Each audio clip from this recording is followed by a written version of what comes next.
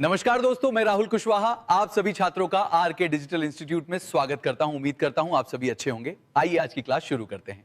Series के इस नए डीप डाइव में हमारे सभी सुनने वालों का बहुत बहुत स्वागत है। हाँ, और ये विशिष्ट सेशन उन सभी छात्रों के लिए डिजाइन किया गया है जो एसएससी, यूपी पुलिस, रेलवे और स्टेट पीएससी जैसे एग्जाम्स की तैयारी दिन रात कर रहे हैं। सही कहा। और तैयारी कोई रटने का खेल नहीं है, ये तो डॉट्स को कनेक्ट करने की कला है। एकदम सही। जब तथ्यों के पीछे का लॉजिक और बैकग्राउंड समझ आ जाता है ना, तो जानकारी हमेशा के लिए दिमाग में छप जाती है। तो आज के इस सेशन का नियम बहुत ही सिंपल है। हमारे पास जनरल स्टडीज के 30 बेहद महत्वपूर्ण प्रश्न हैं। हाँ, और हम क्रमवार एक एक करके प्रश्न और उसके 4 विकल्प पढ़ेंगे। फिर थोड़ा रुकेंगे ताकि तैयारी करने वाले छात्र अपना जवाब सोच सकें। उसके बाद हम सिर्फ सही उत्तर ही नहीं बताएंगे, बल्कि चारों विकल्पों का पूरा पोस्टमार्टम करेंगे। तो बिना देरी किए पहले सवाल से इस सफर की शुरुआत करते हैं। चलिए, पहला सवाल कला और संस्कृति से जुड़ा है। 6 पीढ़ियों से कथकली से जुड़े प्रसिद्ध कवांगल परिवार के वंशज कौन है? और इसके विकल्प है पद्म सुब्रमण्यम, अमनुर माधवचाक्यर, छेत्तुनी पन्निक्कर या मीनाक्षी सुंदरम पिल्लई। हम थोड़ा सोचिए इस बारे में। तो इसका सही उत्तर है विकल्प सी, छेत्तुनी पन्निक्कर। बिल्कुल। और इसमें एक बहुत दिलचस्प बात छुपी है। कथकली तो वैसे केरला का पारंपरिक नृत्य है। हाँ वही तो, इनका नाम वैश्विक स्तर पर इतना क्यों जाना जाता है? क्योंकि इसका प्रभाव सिर्फ भारत तक सीमित नहीं रहा। देखिए, कथकली की शुरुआत केलिकुट्टू नृत्य से मानी जाती है। अच्छा। और इटली की मिलीना सैल्विनी ने इसे अपनाया। यहाँ तक कि ऑस्ट्रेलिया की जानी रहे लुईज लाइटफुट को तो कथकली की ऑस्ट्रेलियाई जानी रहे ही कहा जाता है। अरे वाह, ये तो बिल्कुल नया तथ्य था। चलिए दूसरे सवाल पर चलते हैं जो उनो से जुड़ा है। हाँ। प्रश्न 2 है, उनो का कौन सा प्रमुख अंग न्यूयॉर्क में नहीं है? विकल्प हैं इकोसॉक, सचिवालय, न्यासिता परिषद या अंतर्राष्ट्रीय न्यायालय। सुनने वाले अपना जवाब दिमाग में लॉक कर लें। तो इसका सही जवाब है अंतर्राष्ट्रीय न्यायालय। हाँ, जिसे आईसीजे भी कहते हैं। संयुक्त राष्ट्र के 6 प्रमुख अंग हैं और बाकी 5 न्यूयॉर्क में हैं। लेकिन आईसीजे नीदरलैंड्स के ते हाग ही में स्थित है, राइट? एकदम सही। इसमें 15 जज होते हैं और हर एक का कार्यकाल 9 साल का होता है। और अगर सचिवालय की बात करें तो वहां महासचिव बैठते हैं। बिल्कुल। और वहाँ का इतिहास भी काफी रोचक है। पहले महासचिव नॉर्वे के ट्रिग्वे लाए थे। और दूसरे डैग हमार्स्केल थे ना, जिनकी विमान दुर्घटना में मौत हो गई थी। हाँ, वही। फिर पहले एशियाई महासचिव ऊथांत बने और आजकल पुर्तगाल के एंटोनियो गुटेरेस इस कुर्सी पर हैं। ये विमान दुर्घटना वाली बात काफी दुखांत थी। खैर, राष्ट्रीय नेतृत्व की तरफ आते हैं। तीसरा सवाल, प्रश्न 3। भारत के किस पूर्व प्रधानमंत्री को मरणोपरांत भारत रत्न मिला? विकल्प है राजीव गांधी, पीवी नरसिम्हा राव, मोरारजी देसाई या आई.के. गुजराल। थोड़ा समय दीजिए दिमाग पर जोर डालने के लिए। तो सही उत्तर है विकल्प ए, राजीव गांधी, जिन्हें 1991 में ये सम्मान मिला था। हाँ, और भारत रत्न की शुरुआत 1954 में हुई थी। तब से अब तक 20 लोगों को ये मरणोपरांत मिल चुका है। सबसे पहले मरणोपरांत किनको मिला था? 1966 में लाल बहादुर शास्त्री जी को और 1997 में अरुणा असफ अली पहली महिला बनी जिन्हें मरणोपरांत ये मिला। हाँ, और 2024 के आंकड़े भी बहुत जरूरी हैं तैयारी के हिसाब से। बिल्कुल। उस साल 4 लोगों को मरणोपरांत मिला। कर्पूरी ठाकुर, पीवी नरसिम्हा राव, चौधरी चरण सिंह और एमएस स्वामीनाथन को। और लाल कृष्ण आडवाणी जी को जीवित रहते हुए सम्मान दिया गया है। हाँ, और एक बहुत ही यूनिक फैक्ट है कि मोरारजी देसाई अकेले ऐसे व्यक्ति हैं जिन्हें भारत रत्न और पाकिस्तान का सर्वोच्च सम्मान निशान-ए-पाक दोनों मिले हैं। क्या बात है। चलिए जमीन से अब पानी की तरफ, यानी चौथे सवाल पर चलते हैं। भारत बांग्लादेश प्रोटोकॉल मार्ग को जोड़ने वाला जलमार्ग कौन सा है? विकल्प इस प्रकार हैं NW10, NW15, NW2 या NW83। तो इसका सही जवाब है NW2। हाँ, ये जलमार्ग ब्रह्मपुत्र नदी पर है और इसकी लंबाई 891 किलोमीटर है। और सबसे लंबे जलमार्ग की बात की जाए तो वो NW1 है जो इलाहाबाद से हल्दिया तक जाता है, लगभग 1620 किलोमीटर लंबा। और सबसे छोटा NW69 है। साथ ही NW100 तापी नदी पर स्थित है। बिल्कुल, इन सब का डेटा ध्यान में रखना जरूरी है। आगे बढ़ते हैं 5वें सवाल पर। 2011 की जनगणना में ग्रामीण जनसंख्या प्रतिशत कितना है? विकल्प है 52.4%, 57.3%, 65.2% या 68.8%। तो सही उत्तर है 68.8%। हाँ, और इसका मैथ बड़ा सिंपल है। अगर 68.8% गांव में है तो शहर में 31.6% आबादी रहती है। और राज्यों में देखा जाए तो हिमाचल प्रदेश सबसे ज्यादा ग्रामीण है ना? सही कहा, वहाँ लगभग 90% आबादी गांव में है। और गोवा इस मामले में सबसे पीछे है, वहाँ सबसे कम ग्रामीण आबादी है। चलिए अब मैदान की तरफ रुख करते हैं। 6ठा सवाल खेल के इतिहास से जुड़ा है। हाँ, 1976 में भारत में पहला महिला अंतर्राष्ट्रीय टेस्ट मैच कहाँ हुआ था? विकल्प है नई दिल्ली, बेंगलोर, मुंबई या कोलकाता। छात्र थोड़ा ध्यान लगाएं इस पर। इसका सही उत्तर है बेंगलोर, और ये मैच वेस्ट इंडीज के खिलाफ खेला गया था। देखिए, क्रिकेट का इतिहास एक टाइम मशीन जैसा है। पुरुषों ने अपना पहला टेस्ट 1932 में खेला था और महिलाओं ने 1976 में। बिल्कुल, और महिलाओं का पहला वनडे मैच 1978 में हुआ था। एक और गर्व की बात है। हाँ, बताइए। टेस्ट क्रिकेट में दोहरा शतक लगाने वाली पहली भारतीय महिला मिताली राज हैं। और उनकी इस यात्रा को उनकी किताब अनगार्डेड में बहुत अच्छे से बताया गया है। बिल्कुल। किताबों से ही जुड़ा हमारा 7वां सवाल भी है। प्रश्न 7। सल्ट्री डेज पुस्तक के लेखक कौन है? विकल्प हैं अनीता नैर, अनुजा चौहान, शोभा दे या मेघना पंत। तो इसका उत्तर सोच लीजिए। इसका सही जवाब है शोभा दे।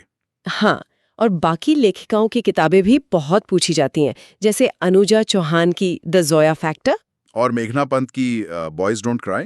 बिल्कुल। इसके अलावा तस्लीमा नसरीन की लज्जा और अमृता प्रीतम की पिंजर ऐसी किताबें हैं जो अक्सर एग्जाम्स में दिख जाती हैं, क्योंकि ये समाज के दर्द को बयान करती हैं। साहित्य से अब उस किताब की तरफ आते हैं जिससे हमारा देश चलता है, यानी संविधान। 8वां सवाल। हाँ, प्रश्न 8। संविधान सभा का गठन किसके अंतर्गत हुआ? विकल्प हैं क्रिप्स प्रस्ताव, कैबिनेट मिशन योजना, स्वतंत्रता अधिनियम या माउंटबैटन योजना। थोड़ा समय दीजिए याद करने के लिए। इसका सही उत्तर है कैबिनेट मिशन योजना। देखिए, संविधान निर्माण एक दिन का काम नहीं था। 1946 में कैबिनेट मिशन आया था। फिर 9 दिसंबर को पहली बैठक हुई जहां सच्चिदानंद सिन्हा को अस्थायी अध्यक्ष बनाया गया। एकदम सही। और ठीक 2 दिन बाद 11 दिसंबर को राजेंद्र प्रसाद जी स्थायी अध्यक्ष बन गए। और 13 दिसंबर को पंडित नेहरू ने वही ऐतिहासिक उद्देश्य प्रस्ताव पेश किया था जिसने संविधान की नींव रखी। इस विशाल प्रोजेक्ट को चलाने के लिए अलग अलग समितियां भी थीं। 9वां सवाल इसी पर है। प्रश्न 9। प्रांतीय संविधान समिति के अध्यक्ष कौन थे? विकल्प हैं अंबेडकर, नेहरू, राजेंद्र प्रसाद या सरदार पटेल। चलिए सोचिए इसका जवाब। तो इसका सही उत्तर है सरदार पटेल। इसको याद रखने का एक आसान तरीका है। पंडित नेहरू जी संघ यानी केंद्र की समितियां देख रहे थे और राजेंद्र प्रसाद जी नियम और संचालन का काम देख रहे थे। बिल्कुल। और डॉक्टर अंबेडकर सबसे जटिल काम यानी प्रारूप समिति संभाल रहे थे। बचे सरदार पटेल, जिन पर देश को एक करने की जिम्मेदारी थी, तो वो प्रांतीय और सलाहकार समिति के हेड थे। सही बात है। 10वां सवाल भी संविधान सभा से ही है, जिसमें महिलाओं की भूमिका की बात है। हाँ, प्रश्न 10। संविधान सभा में महिला सदस्यों की संख्या कितनी थी? विकल्प है 15, 13, 12 या 10। अपना जवाब लॉक करें। इसका सही उत्तर है विकल्प ए यानी 15। इसका गणित काफी रोचक है। शुरुआत में सभा में कुल 389 सदस्य थे, लेकिन विभाजन के बाद भारत की संविधान सभा में सिर्फ 299 सदस्य बचे, और उन्हीं 299 में से 15 महिला सदस्य थीं जिन्होंने बड़ा योगदान दिया। 11वां सवाल एक क्रोनोलॉजी का टेस्ट है। हाँ। इन घटनाओं को कालाक्रम में व्यवस्थित करें। हाँ। पहला, प्रारूप समिति की नियुक्ति। दूसरा, संविधान पारित हुआ। तीसरा, संविधान लागू हुआ। और चौथा, संविधान सभा की पहली बैठक। और इसके विकल्प है अ 3-2-1-4, बी 4-1-3-2, सी 1-2-4-3 और डी 4-1-2-3। हम थोड़ा बड़ा सवाल है, समय लग सकता है। हाँ, क्रोनोलॉजी वाले सवालों में ध्यान देना पड़ता है। तो इसका सही क्रम है विकल्प डी, यानी 4-1-2-3। इसको एक कहानी की तरह जोड़िए। हाँ, सबसे पहले 9 दिसंबर 1946 को पहली बैठक हुई। फिर 29 अगस्त 1947 को ड्राफ्ट बनाने के लिए प्रारूप समिति चुनी गई उसके बाद 26 नवंबर 1949 को संविधान बनकर पारित हुआ। और आखिर में 26 जनवरी 1950 को इसको पूरे देश में लागू कर दिया गया। बिल्कुल क्रम से याद रखें इसको। अब आधुनिक भारत के इतिहास में चलते हैं। 12वां सवाल, सूरत में सबसे पहला कारखाना लगाने वाली यूरोपीय कंपनी कौन सी थी? और विकल्प है डच, अंग्रेज, फ्रांसीसी या पुर्तगाली। थोड़ा सोचिए इस पर। तो सही उत्तर है अंग्रेज। इसमें अक्सर छात्र कंफ्यूज हो जाते हैं। अंग्रेजों ने अपना पहला कारखाना 1611 में मसूलीपट्टनम में लगाया था। लेकिन वो अस्थायी कारखाना था, राइट? बिल्कुल, उनका पहला अस्थायी कारखाना 1613 में सूरत में ही लगा था। और फ्रांसीसियों ने भी तो सूरत में ही लगाया था ना? हाँ, लेकिन काफी बाद में 1668 में। चलिए, 13वां सवाल, ईस्ट इंडिया कंपनी को दीवानी देने वाला शासक कौन था? प्रश्न 13 के विकल्प हैं फारुखसियार, शाह आलम प्रथम, शाह आलम द्वितीय या शुजाउद्दौला। तो इसका सही जवाब है शाह आलम द्वितीय। ये सीधे तौर पर बक्सर के युद्ध से जुड़ा है। 1764 में वही निर्णायक युद्ध हुआ था। और ठीक उसके बाद 12 अगस्त 1765 को इलाहाबाद की संधि हुई थी। एकदम सही। और इसी संधि के तहत शाह आलम द्वितीय ने बंगाल, बिहार और उड़ीसा की दीवानी अंग्रेजों को दे दी थी। और बेचारे खुद 26 लाख रुपए की पेंशन पर आ गए थे। हाँ, इतिहास ऐसे ही बदलता है। 14वां सवाल अवध के नवाबों पर है। अवध के नवाबों की प्रथम राजधानी कौन सी थी? विकल्प है लखनऊ, इलाहाबाद, फैजाबाद या फर्रुखाबाद। तो सही उत्तर है फैजाबाद। अवध की नींव सादत खान ने रखी थी और शुरू में राजकाज फैजाबाद से ही चलता था ना। फिर आसफुद्दौला ने राजधानी को लखनऊ शिफ्ट कर दिया था ना। बिल्कुल। और इस दौरान और भी रियासतें बनी। निजामुल मुल्क ने हैदराबाद बसाया और हैदर अली ने मैसूर की नींव रखी। 15वां सवाल युद्धों की संधियों पर है। इनमें से गलत सुमेलित युग्म पहचाने। हाँ, विकल्प ए है प्रथम कर्नाटक युद्ध, जिसके सामने है आइक्सला चैपेल की संधि। विकल्प बी है द्वितीय कर्नाटक युद्ध, जिसका मैच है पौंडीचेरी की संधि। विकल्प सी प्रथम अंग्रेज मैसूर युद्ध, मद्रास की संधि। और विकल्प डी द्वितीय अंग्रेज मैसूर युद्ध, श्रीरंगपट्टन की संधि। अपना उत्तर ध्यान से सोचें। तो इसमें से गलत युग्म है विकल्प डी, क्योंकि दूसरे अंग्रेज मैसूर युद्ध की संधि श्रीरंगपट्टन की नहीं थी। सही कहा, वो मैंगलोर की संधि थी। इसका पैटर्न ही ऐसा है। पहला मैसूर युद्ध मद्रास की संधि से खत्म हुआ, दूसरा मैंगलोर की संधि से और तीसरा हुआ था श्रीरंगपट्टन की संधि से। हाँ, और चौथे युद्ध में तो टीपू सुल्तान की मौत ही हो गई थी। इतिहास के बाद अब भूगोल देखते हैं। 16वां सवाल इन राज्यों को क्षेत्रीय आकार के घटते क्रम में लगाएं। 1 पर है महाराष्ट्र, 2 पर एमपी, 3 पर राजस्थान और 4 पर यूपी। विकल्प इस प्रकार हैं। ए 3142, बी 3214, सी 4213, डी 1324। थोड़ा दिमाग लगाएं क्रम पर। इसका सही उत्तर है विकल्प बी यानी 3214। भारत का सबसे बड़ा राज्य क्षेत्रफल में राजस्थान है। फिर मध्य प्रदेश, उसके बाद महाराष्ट्र और चौथे नंबर पर उत्तर प्रदेश आता है। और अगर सबसे छोटे राज्यों की बात करें तो सबसे छोटा गोवा है, उसके बाद सिक्किम और फिर त्रिपुरा। 17वां सवाल केंद्र शासित प्रदेशों से है। क्षेत्रफल में सबसे छोटा केंद्र शासित प्रदेश कौन सा है? विकल्प है दादरा नगर हवेली, चंडीगढ़, लक्षद्वीप या दमन दीव। तो सही जवाब है लक्षद्वीप। लक्षद्वीप का क्षेत्रफल सिर्फ 32 वर्ग किलोमीटर है। और इसमें करंट अपडेट भी है ना दमन दीव के बारे में। बिल्कुल। 26 जनवरी 2020 को दादरा नगर हवेली और दमन दीव का विलय कर दिया गया था। और सबसे बड़ा केंद्र शासित प्रदेश पूछा जाए तो वो लद्दाख है। हाँ, ये फैक्ट्स टिप्स पर होने चाहिए। हाँ, आगे बढ़ते हैं।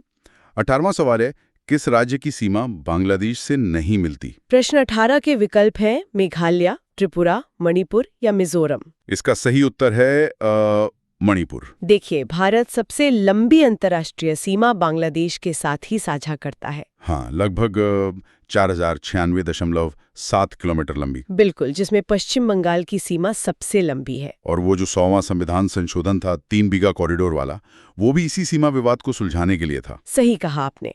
इसके अलावा दोनों देशों के बीच मैत्री और बंधन जैसी ट्रेनें भी चलती हैं। 19वां सवाल एनसीआर से जुड़ा है। एनसीआर में कौन सम्मिलित नहीं है? विकल्प है हरियाणा का भाग, पंजाब का भाग, राजस्थान का भाग या यूपी का भाग। सुनने वाले जो आप सोचें, इसका सही उत्तर है पंजाब का भाग। दिल्ली को एनसीआर का दर्जा 69वें संविधान संशोधन यानी 1991 के तहत अनुच्छेद 249 ए से मिला था। और इसमें हरियाणा, राजस्थान और यूपी के जिले तो शामिल हैं, पर पंजाब इसका हिस्सा नहीं है। बिल्कुल। चलिए अब भूगोल से इकोनॉमी की तरफ आते हैं। 20वां सवाल, भारत का सबसे बड़ा राष्ट्रीयकृत वाणिज्यिक बैंक कौन सा है? विकल्प है आरबीआई, एसबीआई, सेंट्रल बैंक या बैंक ऑफ इंडिया। इसका सही जवाब है एसबीआई। एसबीआई की हिस्ट्री काफी पुरानी है। अंग्रेजों के टाइम में बैंक ऑफ बंगाल, बॉम्बे और मद्रास हुआ करते थे। फिर इन तीनों को मिलाकर 1921 में इंपीरियल बैंक बनाया गया, राइट? हाँ, और आजादी के बाद गोरेवाला समिति की सिफारिश पर 1 जुलाई 1955 को इसी का राष्ट्रीयकरण करके एसबीआई बना दिया गया। 21वां सवाल भी बैंकिंग से है। इनमें से कौन सा आरबीआई का कार्य नहीं है? विकल्प है नोट निर्गमन, बैंकों का बैंक, सरकारी बैंक या पब्लिक से जमा स्वीकार करना। सोचिए दोस्तों, तो इसका सही उत्तर है पब्लिक से जमा स्वीकार करना। हाँ, हम लोग सीधे आरबीआई में अकाउंट नहीं खोल सकते। आरबीआई सिस्टम को रेगुलेट करता है। और इसकी स्थापना हिल्टन यंग आयोग की सिफारिश पर 1935 में हुई थी। बिल्कुल। आरबीआई नोट छापता है, लेकिन 1 रुपए का नोट आरबीआई नहीं बल्कि वित्त मंत्रालय छापता है। ये पॉइंट बार बार पूछा जाता है। और नोट छापने की प्रेस नासिक, देवास, मैसूर और सल्बोनी में है। हाँ, जबकि सिक्के ढालने की टकसालें नोएडा, मुंबई, कोलकाता और हैदराबाद में स्थित है। 22वां सवाल कृषि से जुड़ा है। कृषि वित्त में शीर्ष संस्था कौन सी है? विकल्प है कॉरपोरेशन बैंक, सहकारी बैंक, आरआरबी या नाबार्ड। तो इसका सही उत्तर है नाबार्ड। कृषि के लिए एक खास संस्था चाहिए थी, इसलिए शिवरामन समिति की सिफारिश पर इसकी स्थापना हुई। 12 जुलाई 1982 को ना? हाँ, ये छठी पंचवर्षीय योजना का समय था और तत्कालीन प्रधानमंत्री इंदिरा गांधी जी ने इसे राष्ट्र को समर्पित किया था। 23वां सवाल ग्रामीण विकास से है। एमजी नरेगा किस वर्ष पारित हुआ? विकल्प है 2004, 2005, 2003 या 2006। थोड़ा वक्त लीजिए याद करने का। सही जवाब है 2005। यहाँ तारीखों में कंफ्यूजन होता है छात्रों को। ध्यान दे, एक्ट 2005 में पारित हुआ था पर लागू 2006 में हुआ। और 2009 में इसका नाम बदलकर मनरेगा कर दिया गया था। बिल्कुल, इसमें क्लियर रहना है। अब चलते हैं विज्ञान के ब्लॉक में। 24वां सवाल एक ट्रैप जैसा है जिसमें अक्सर गलती होती है।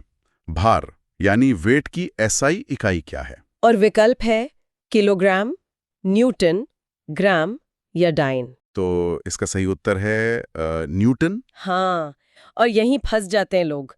हम आम भाषा में बोलते हैं कि मेरा वजन 65 किलोग्राम है। पर विज्ञान के हिसाब से मास और वेट में फर्क है ना? बिल्कुल, मास यानी द्रव्यमान की इकाई किलोग्राम होती है जो कभी नहीं बदलता।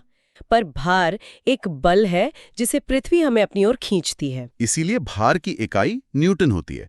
बाकी तापमान को केल्विन में और ज्योति तीव्रता को कैंडेला में मापते हैं। एकदम सही। 25वां सवाल पदार्थ की कितनी अवस्थाएं तय की गई हैं? विकल्प है 2, 5, 4 या 3। तो सही जवाब है 5। हम बचपन से 3 ही पढ़ते आए हैं, ठोस, द्रव और गैस। पर चौथी अवस्था प्लाज्मा है और 5वीं अवस्था है बोस-आइंस्टाइन कंडेंसेट। हाँ, जिसकी भविष्यवाणी 1924 में ही कर दी गई थी। 26वां सवाल पक्षियों के अध्ययन को क्या कहते हैं? विकल्प है हॉर्पिटोलॉजी, ऑफ्थल्मोलॉजी, एंथ्रोपोलॉजी या ऑर्निथोलॉजी। सोचिए इसका जवाब।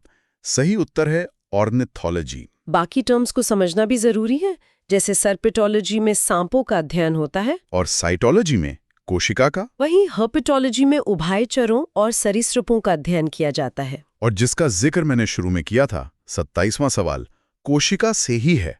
कोशिका की आत्महत्या की थैली किसे कहते हैं? और इसके विकल्प है केंद्रक, माइटोकॉन्ड्रिया, सेंट्रोसोम या लाइसोसोम।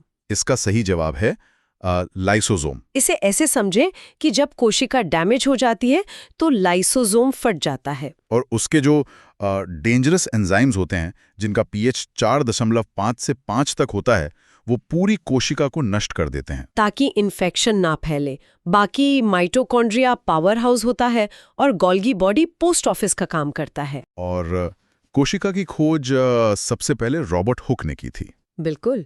अब आते हैं करंट अफेयर्स वाले आखिरी ब्लॉक पर। 28वां सवाल, T20 वर्ल्ड कप 2024 में मैन ऑफ द सीरीज कौन रहा? विकल्प है विराट कोहली, रोहित शर्मा, जसप्रीत बुमराह या हार्दिक पांड्या।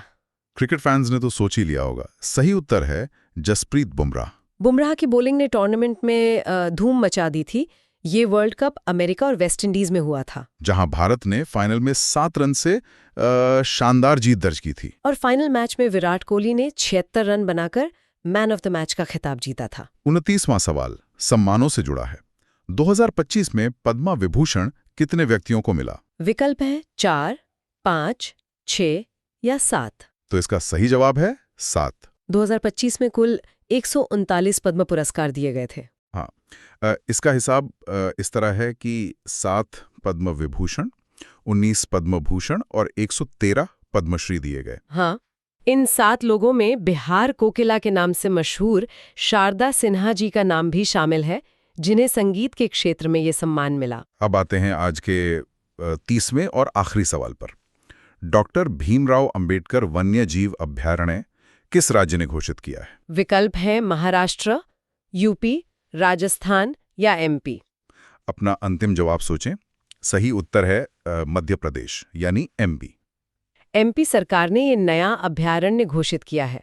वहां के मुख्यमंत्री मोहन यादव और राज्यपाल मंगूभाई पटेल हैं।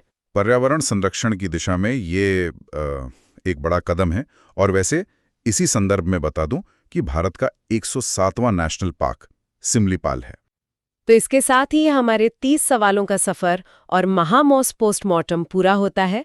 पर हमारे तैयारी करने वाले छात्रों के लिए एक होमवर्क भी है। हाँ, सोर्स नोट्स में एक सवाल छोड़ा गया है हमारे सुनने वालों के लिए।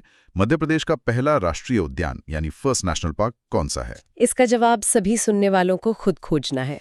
और सेशन खत्म करने से पहले मैं आज के नोट्स की वो शानदार शायरी जरूर पढ़ना चाहूंगा जो तैयारी को और मजबूत बनाएगी।